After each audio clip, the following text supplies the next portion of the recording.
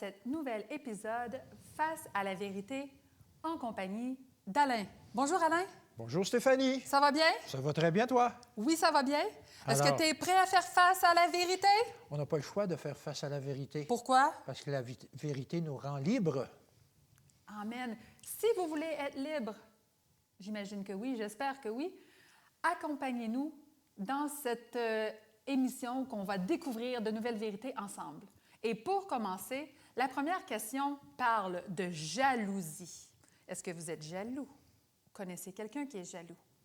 Mais ici, dans ce cas-ci, le verset, la question est: pourquoi la Bible dit-elle que Dieu est un Dieu jaloux alors que la jalousie est un péché? Alain, qu'est-ce qui motive Dieu à être jaloux? Qu'est-ce qu'il y a à dire par rapport à ça? C'est ça que c'est important de comprendre. Est-ce que la jalousie de Dieu est comme la jalousie des hommes? J'espère que non. Exactement, c'est non. La jalousie des hommes est basée sur notre ego. On voit quelque chose, on veut l'avoir, ou on en veut à son propriétaire. Pourquoi il y a ça, lui, puis moi, je ne l'ai pas, puis...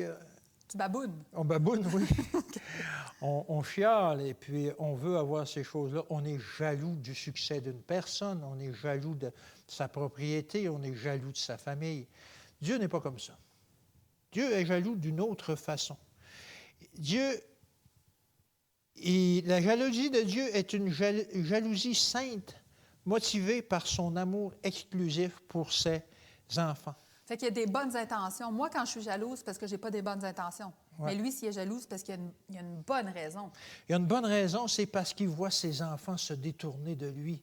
Il est jaloux, on va dire, de tout ce qui nous détourne de lui. Et qui nous détruit. Et qui nous détruit. Il ne veut pas ça, lui. Okay. Alors, il en veut, justement, éventuellement, à ces gens-là qui se détournent et qui détournent les autres de lui et de toutes les fausses religions. C'est ça, il en veut au péché. Il en veut au péché. Il en veut au péché. Il est jaloux du péché. Il dit, pourquoi les gens vont vers lui puis ils ne viennent pas vers moi? Pourquoi les gens vont vers Satan, vont vers le péché, alors qu'ils ont tout le loisir de venir vers moi et ils ne viennent pas? Okay. C'est la jalousie, justement, que Dieu a.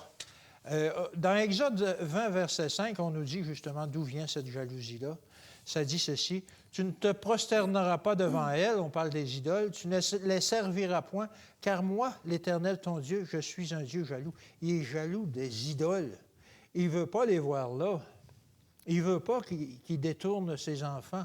« Car moi, je suis un Dieu jaloux qui punit l'iniquité des pères sur les enfants jusqu'à la 3e et la 4e génération de ceux qui me haïssent. » Alors, on voit que Dieu, il réagit à ça. Il réagit fortement de voir ses enfants qui se détournent, qui sont détournés de lui par toutes ces choses-là, ces idoles-là, etc. C'est ça, il voit en bout de ligne qu'on se fait du mal, oui. Puis il ne veut pas qu'on se fasse mal, puis il ne veut pas qu'on ait le salaire du péché, oui. Qui est la mort. Mais il dit non. Tu sais, c'est la même affaire. Quand moi, je vois mes enfants faire quelque chose de pas correct, je viens fâcher. Oui. Mais je viens comme non, fais pas ça, c'est pas pour ton bien. C'est ça. Mais tu sais, je ne suis pas Dieu, mais oui. on connaît qu'est-ce qu'il y a de mieux pour eux, puis on veut qu'ils fassent qu'est-ce qui est bon pour eux. Exactement. Et dans Exode 34, versets 12 à 15, on nous en parle un peu plus en détail. C'est une mise en garde qui a été faite juste avant que les gens entrent en Canaan. Et ça dit ceci: « Garde-toi de faire alliance avec les habitants du pays où tu dois entrer, de peur qu'ils soient un piège pour toi. Fais pas alliance avec eux autres. Écoute-les pas de ce qu'ils vont te raconter, les adorations d'idoles, etc., le mode de vie qu'ils font. Reste pur. Au contraire, vous renverserez leur autel, vous briserez leurs statues et vous abattrez leurs idoles. » On a ce devoir-là d'enseigner aux gens que ces choses-là ne sont pas correctes. « Tu ne te prosterneras point devant un autre Dieu, car l'Éternel porte le nom de jaloux. » Il est un Dieu jaloux. Il est jaloux de ces faux dieux-là qui détournent les gens. Il est en fureur contre ces gens-là, contre ces dieux-là. Il est le seul vrai Dieu. C'est lui seulement qui est assis sur le trône. Puis on essaie de le mettre à terre puis de le remplacer par je ne sais quoi. C'est ça. Ils disent « Garde-toi de faire alliance avec les habitants du pays, de peur que se prostituant à leur Dieu et offrant des sacrifices, ils ne t'invitent et que tu manges de leurs victimes. » Alors, ils vont t'avoir. Ils vont t'avoir. Fais attention, va pas vers ces gens-là, va pas vers leurs croyances, va pas vers... Reste ferme, parce que, justement, ils vont te détourner. Et Dieu est jaloux de ces faux dieux-là. C'est ça. Aussitôt qu'on ne prend pas Dieu, les premiers 4 commandements sont à propos de Dieu. Il veut vraiment la première place. On ne peut pas le partager avec un autre intérêt qu'on a dans la vie. C'est Dieu, c'est lui. Oui. Sinon, il est jaloux. Parce que moi, mon mari, là, si je me dis, OK, je vais le tromper juste le vendredi une fois à 7 heures, je pense pas qu'il va aimer ça.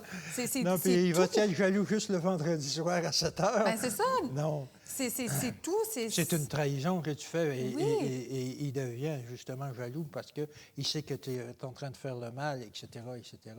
Alors, c'est une relation qui est brisée à ce moment-là. Et cette jalousie, on va dire, c'est une sainte jalousie parce qu'il voit que tu es en train de te détourner de lui pour faire des choses qui sont mal et qui vont causer ta perte. C'est la même chose pour Dieu. Dieu voit le peuple qui s'en va vers les idoles, vers les choses qui le détournent de lui, et ça le fâche. Il essaie de les ramener, il essaie de les rappeler, il envoie des prophètes, mais eux autres continuent. Alors, éventuellement, il y a des punitions qui viennent. Et c'est pas tout le temps des idoles dans le sens des statues de bois, des statues de métal ou de ciment. Ça peut être des objets, ça peut être d'autres personnes, ça peut être... Des philosophies. Les philosophies, le nouvel âge, peu importe, là, on connaît tout ça, les religions hindoues, orientales, etc. C'est des choses dont Dieu est extrêmement jaloux parce qu'il détourne les croyants. Fait que c'est n'importe quoi qui prend la première place dans nos vies. C'est ça. Exactement. Josué 24 au verset 19 et 20, Josué dit au peuple, « Vous n'aurez pas la force de servir l'Éternel, car c'est un Dieu saint, c'est un Dieu jaloux. Il ne pardonnera point vos transgressions et vos péchés lorsque vous abandonnerez l'Éternel et que vous suivrez des dieux étrangers. » Pas si vous y allez une fois, mais si vous commencez à suivre les dieux étrangers, et là, ça ne va pas bien, il reviendra vous faire du mal, il vous consumera après vous avoir fait du bien. Dieu réagit à ces choses-là. Dieu est lent à la colère. On l'a vu lorsqu'il est apparu à Moïse. Il a dit lent à la colère, puis il pardonne. Mais à un moment donné, ça va trop loin. Mais là, j'ai une question par rapport à ce que tu viens de lire dans le dernier passage du verset 20. « Il vous consumera après vous avoir fait du bien. » Oui, c'est ça. Mais pas, OK, je suis fâché après vous autres, je vais vous faire du bien, là, mais après ça, je vais vous consumer. Non, il nous a fait du bien avec. Il a conduit le peuple en Canaan. Il l'a introduit devant un pays d'où coule le lait et le miel en leur disant, en les mettant en garde, faites pas comme les habitants de ce pays-là, là. Associez-vous pas avec eux autres. Vous allez avoir les bénédictions, etc. Il leur fait du bien, mais lorsqu'il les voit se détourner et qu'il les rappelle et qu'il les voit se détourner encore, on connaît l'histoire du peuple d'Israël à ce moment-là, ça a été continuellement des remises en question. On revient vers Dieu, on retombe, on revient vers Dieu, on retombe. Et finalement, il a dit, à un moment donné, ça va trop loin. Mais ça, c'est très pertinent. Là, on parle tout le temps des enfants d'Israël, il y a 2000 ans, mettons, je ne sais pas, 3000 ans. Mais c'est très pertinent pour nous aujourd'hui, en 2025, parce que leur histoire, en fait, c'est la nôtre. C'est la nôtre. Parce que nous sommes le nouvel Israël. Peu importe, certaines gens vont dire que non, mais le nouvel Israël qui a pris la suite de l'Israël terrestre, de l'Israël, les fils d'Abraham, comme on dit. Maintenant, nous sommes les fils spirituels d'Abraham. Pourquoi on est les fils spirituels d'Abraham? Parce qu'Abraham avait vu le salut, avait compris le sacrifice, avait accepté par la foi que Dieu le sauvait, que Jésus le sauvait par son sacrifice. Et c'est la même chose pour nous. On accepte la même chose qu'Abraham a accepté et on devient les fils spirituels d'Abraham. Alors, on est la continuation de l'Israël. Wow! Fait qu'est-ce qu'on lit? Chaque parole qu'on lit, ça a un rapport avec nous, personnellement. Oui. Fait qu'en résumé, si je comprends bien les passages que tu viens de nous mentionner, la jalousie humaine, ça, c'est péché.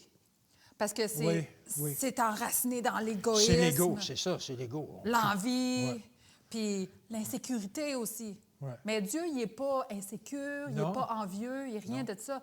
Mais comme tu l'as mentionné, sa jalousie est enracinée dans l'amour, la justice et la fidélité à l'alliance, le serment qu'il nous a fait. C'est bien dit, effectivement. C'est là-dessus que Dieu se fâche quand il voit qu'on ne veut pas accepter ça.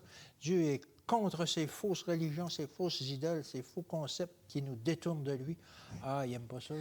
Vous êtes donc bien lents à comprendre, gang de petits enfants. Ouais, non, mais ça prend du temps avant qu'il ne se secoue le pommier, comme on dit. Ça me rappelle quand les disciples étaient avec Jésus, là, 3 ans et demi, puis à la fin, ils disent « J'ai été avec vous pendant 3 ans et demi, puis vous Vous n'avez comprenez pas compris rien encore. encore. Ça. » Mais non, je comprends rien encore. Mais heureusement qu'il est patient. Il est patient, puis il explique, il prend le temps de nous expliquer. Avez-vous peut-être un problème de jalousie? Ou croyez-vous que c'est quand même mal pour Dieu d'être un Dieu jaloux? Est-ce que vous avez des questions, des commentaires suite à ce qu'on vient de partager? Écrivez-les en dessous de l'écran dans la section des commentaires.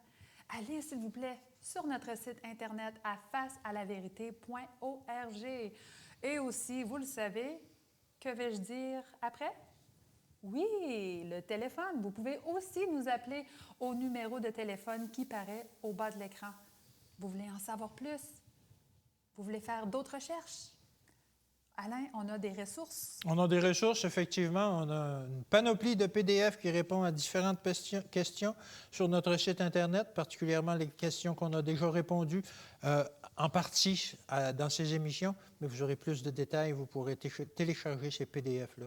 Et vous pouvez communiquer avec nous aussi, n'importe quel moment. Alain est toujours disponible au téléphone. Ah, oui, Il aime oui, ça oui. jaser. Mm-hmm. Alors, la prochaine question.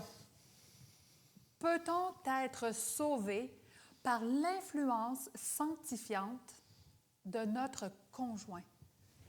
C'est une bonne Qu'est-ce question. que ça veut dire en français courant? En fait, on dit que le salut, c'est une chose personnelle. Oui. Alors, pourquoi tu poses cette question-là? Je ne sais pas. C'est ça. Ça- C'est parce que quelqu'un nous l'a demandé. Oui. Effectivement.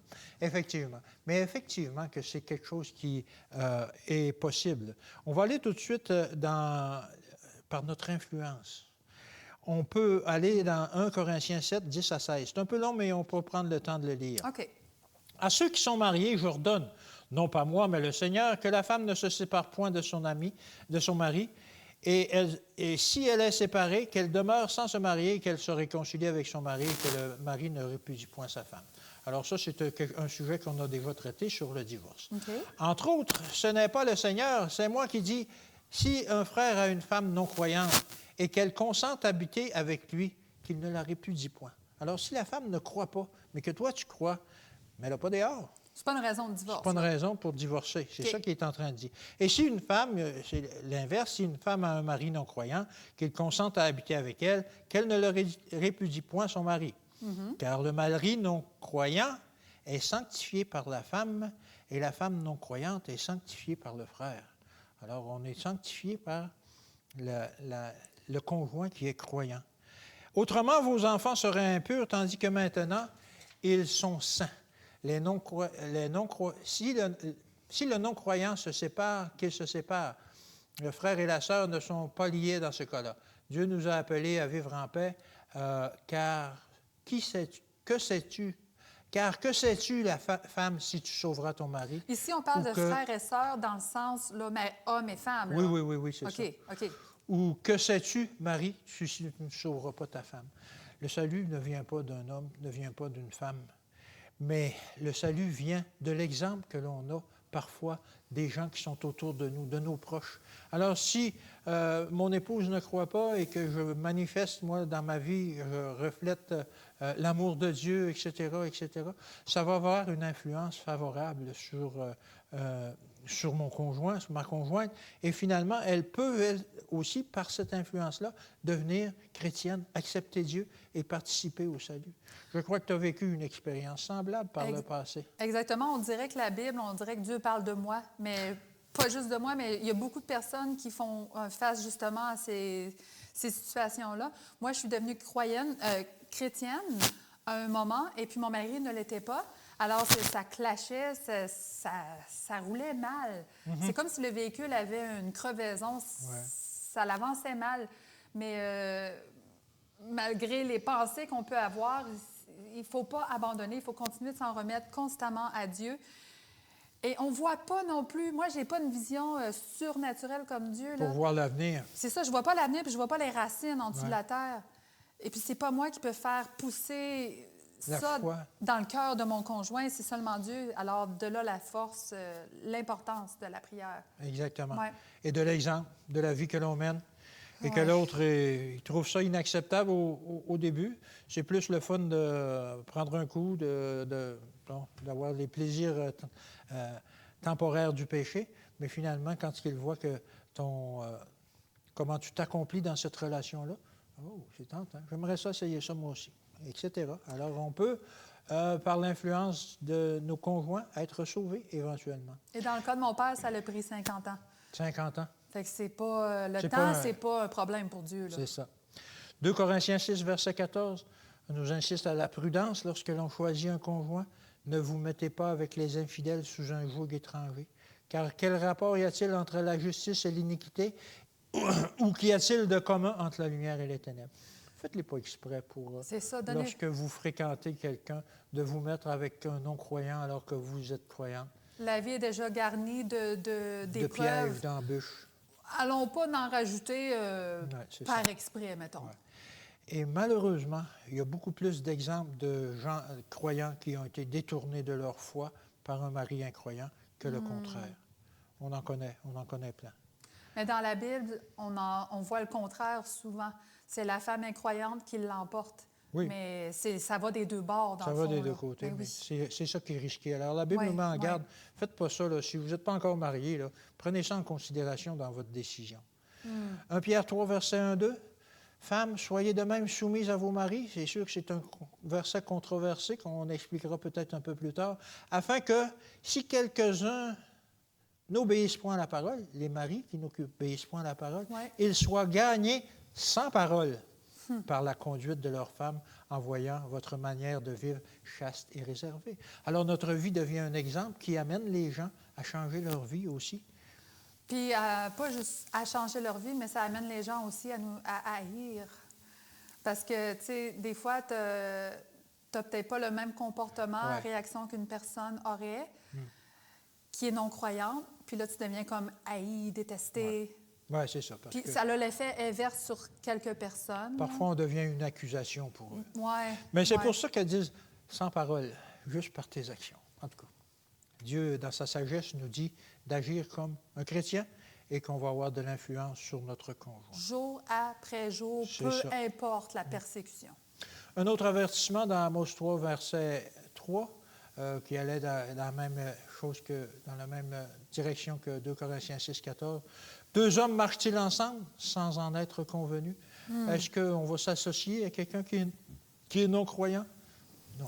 On n'aura pas les mêmes objectifs, j'imagine. Non, on n'aura pas les mêmes objectifs, on n'aura pas les mêmes buts dans la vie.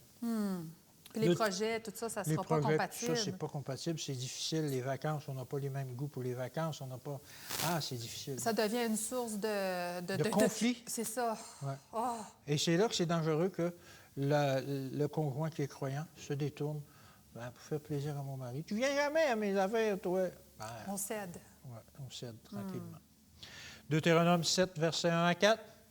Lorsque l'Éternel, ton Dieu, t'aura fait entrer dans le pays dont tu devras prendre possession, dont tu vas prendre possession, et qu'il chassera devant toi beaucoup de nations, les Hétiens, les Girgasiens, les Amoréens, les Cananéens, les Phérésiens, les Éviens et les Jébusiens, sept nations plus nombreuses et plus puissantes que toi. Lorsque l'Éternel, ton Dieu, te les aura livrées et que tu les auras battus, tu les dévoueras par interdit, tu ne traiteras point alliance avec elles et ne leur feras point grâce. Tu ne contracteras point de mariage avec ces peuples, tu ne donneras point tes filles à leurs fils, tu ne prendras point leurs filles pour tes fils, car ils détourneraient de moi tes fils, qui serviraient alors d'autres dieux, et la colère de l'Éternel s'enflammerait contre vous. Alors, Dieu nous recommande fortement d'éviter ces unions-là. Mais si ça arrive, on a l'assurance que par notre comportement, par notre foi, on peut influencer à salut notre conjoint incroyant. Wow. Alors, bref, la discussion qu'on vient d'avoir sur avoir une influence sanctifiante, c'est d'être une source de motivation, d'encouragement non verbal, Oui, la mais plupart du qui temps. est de la façon qu'on agit dans notre quotidien face à certaines situations. Ça va parler plus fort que faire un sermon. Hey, je te l'avais dit, là, dans la Bible, ça dit C'est ci, ça. c'est ça. Ah, là, Mais je m'en fous de ta Bible. Là. Mais tu sais, s'ils voient notre comportement patient, aimant, tu sais, ça va faire comme « Oh, elle est fine, ma femme. » Oui, c'est ça. Ah, puis elle est belle en plus. Elle gagne à être connue. Oui. Mais en tout cas, continuons puis dans le but, c'est de planter des graines. Puis Oui. c'est le Seigneur qui va faire pousser justement cet amour-là, ce C'est ça. vouloir d'aspirer à des choses meilleures Oui. Amen. pour continuer le chemin dans la même direction. Alors, OK. Avant d'aller à la prochaine question, je veux juste dire que si vous avez des commentaires, là, suite à ça, vous avez déjà passé par des chemins ténébreux, vous avez déjà été avec quelqu'un d'une autre croyance, ou peut-être que vous-même, vous n'étiez pas croyant, ou vous êtes dans le processus de croire. Bref, toutes les combinaisons sont possibles. Écrivez-nous vos expériences, vos commentaires dans la section ci-dessous. Visitez, s'il vous plaît, notre site Internet facealavérité.org. Vous aimez parler? Appelez-nous. Le numéro figure au bas de l'écran. Et puis, comme à l'habitude, sur notre site Internet, il y a des ressources, je dirais quasiment illimitées. Là, Immense. Immenses. C'est ça. Oui, effectivement, vous pouvez télécharger, encore une fois, des fichiers PDF qui vous en dire plus sur les sujets traités, particulièrement sur celui-ci qu'on vient de traiter.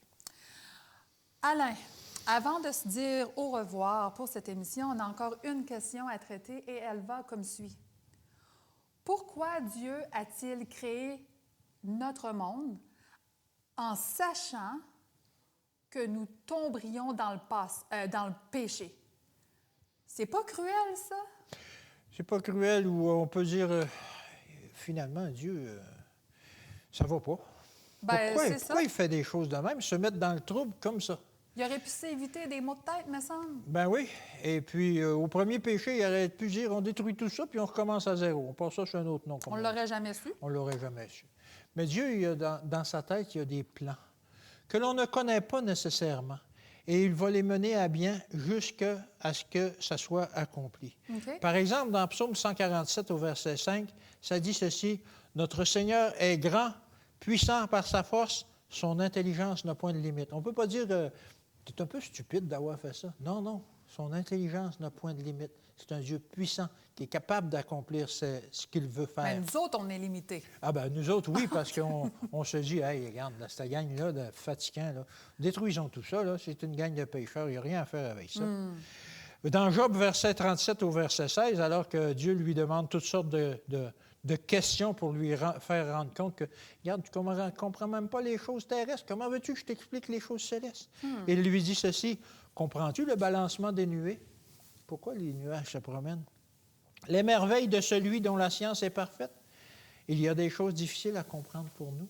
On ne peut pas comprendre toutes ces choses-là. Il y a plein de choses qu'on a découvertes dans la nature aujourd'hui qu'on comprend, mais à l'époque de Job, il ne comprenait pas tout ça.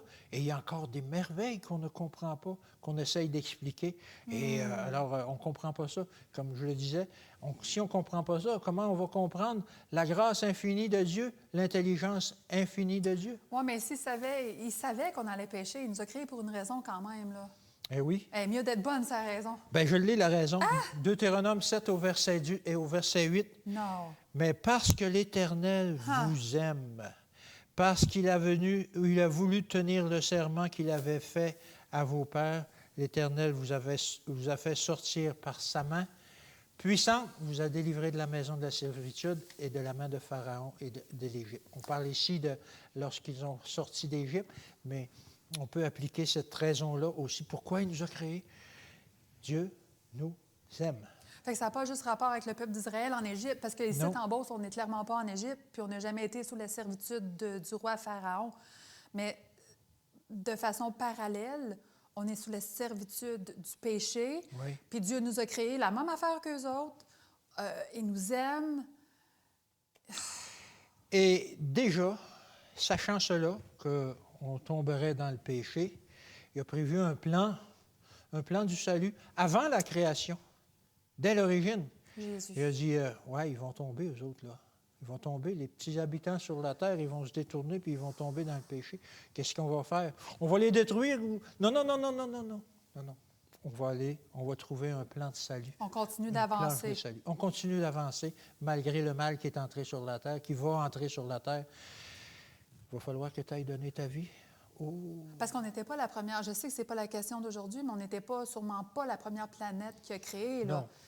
Selon ce que dit la Bible, il y a quelques versets qui laissent supposer, qui affirment qu'il y a d'autres mondes, effectivement. Et on est en témoignage devant ces mondes-là aujourd'hui. Et Dieu est en témoignage pour montrer jusqu'à quel point son amour est infini pour aller jusqu'à donner son Fils pour sauver la petite race d'humains que l'on est sur la terre, des petites poussières dans l'univers. C'est fou. Ouais. Apocalypse 15 au verset 3. Ouais. Et il chante le cantique de Moïse, le serviteur de Dieu, et le cantique de l'agneau en disant « Tes œuvres sont grandes et admirables, Seigneur Tout-Puissant. Tes voies sont justes et véritables, Roi des nations. » Ça se passe dans le ciel alors qu'on prend conscience à ce moment-là de la grandeur de l'amour de Dieu, de son plan de salut, etc.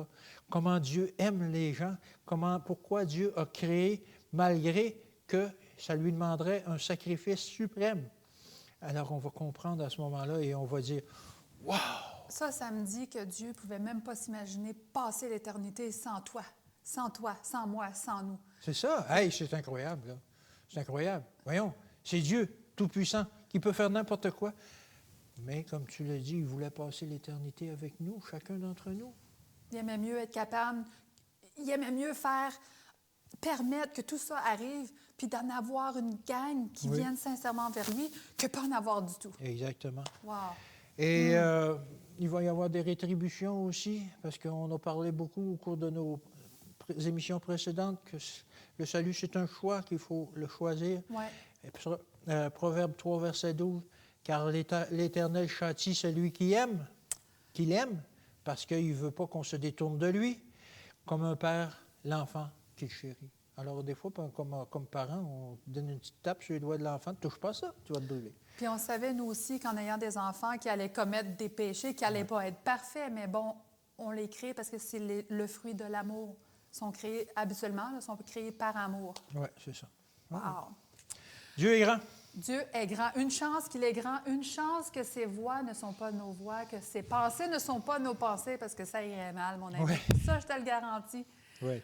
Alors, si vous avez des questions par rapport au sujet qu'on vient de discuter aujourd'hui, visitez-nous sur notre site Internet facealavérité.org. Écrivez-nous dans les commentaires qui apparaissent en bas de l'écran. Aimez, partagez les vidéos en grand nombre. Aussi, vous pouvez nous appeler. Oui, bonjour. Vous pouvez nous laisser un message ou parler avec quelqu'un de vive voix. Vous avez une question? Pas de problème. Écrivez-la. Rappelez-vous que chaque question a une réponse et que cette réponse ne vient pas d'Alain, mais vient de la parole de Dieu à travers les pages de la Bible. Alors, nous vous souhaitons une bonne semaine. Merci d'avoir été avec nous et ne manquez pas la prochaine émission pour plus de vérité. Bonne semaine. Que Dieu vous bénisse.